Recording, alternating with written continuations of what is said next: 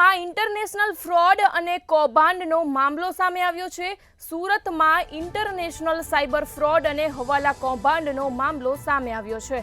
વધુ 5 આરોપીઓની શહેર એસઓજીએ ધરપકડ કરી છે। સુરતથી વિગતો સામે આવી રહી છે। 5 પૈકીના 2 આરોપીઓ બેંક એકાઉન્ટ ધારક હતા। બંને આરોપીઓ 10,000 પ્રતિ મહિને ભાડું વસૂલતા હતા। સુરતથી વિગતો મળી રહી છે। આ ગુનામાં કુલ 13 આરોપીઓની ધરપકડ પણ કરાઈ છે। સુરત ઇન્ટરનેશનલ સાયબર ફ્રોડ અને હવાલા કૌભાંડનો મામલો સામે આવ્યો છે।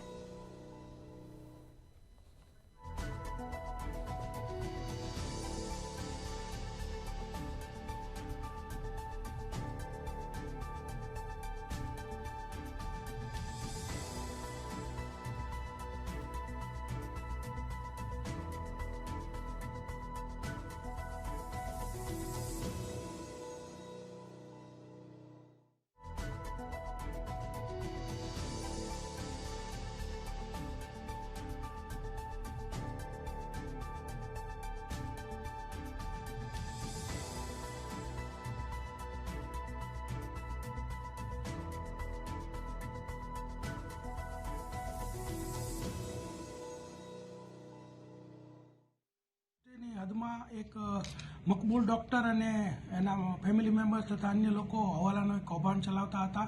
તે લોકો અમુક વ્યક્તિઓ પાસેથી બેંક એકાઉન્ટ ભાડે લેતા હતા અને એ બેંક એકાઉન્ટનો ઉપયોગ કરી અને જે હવાલાના નાણાં મેળવી અને એને યુએસડીટીમાં કન્વર્ટ કરીને મોકલતા હતા। તો એને 15/10ના રોજ એસઓજીએ એક રેડ કરી હતી અને તેમાંથી 3 આરોપીઓ જે તે વખતે પકડી લીધેલા। ત્યારબાદ તપાસ આગળ વધારતા ટોટલ 170 અલગ અલગ બેંક એકાઉન્ટના વ્યવહારો મળેલા અને એમાંથી 146 એકાઉન્ટ જે છે એ ફ્રીઝ કરેલા અને ટોટલ 87 લાખના વ્યવહારો એની અંદર મળેલા।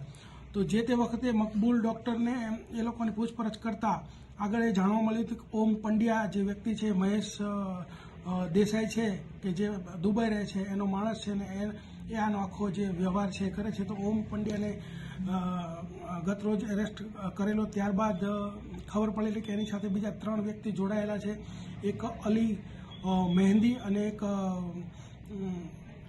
એક અંકિત બુંદેલા। આ બંને જે લોકો છે એ મહેશ વતી જ ઓમ પંડ્યા સાથે જોડાઈને કામ કરતા હતા અને એ પણ આજ યુએસડીટીનું કન્વર્ટ કરવાનું કામ કરતા હતા અને કન્વર્ટ કરવામાં એમને જે યુએસડીટી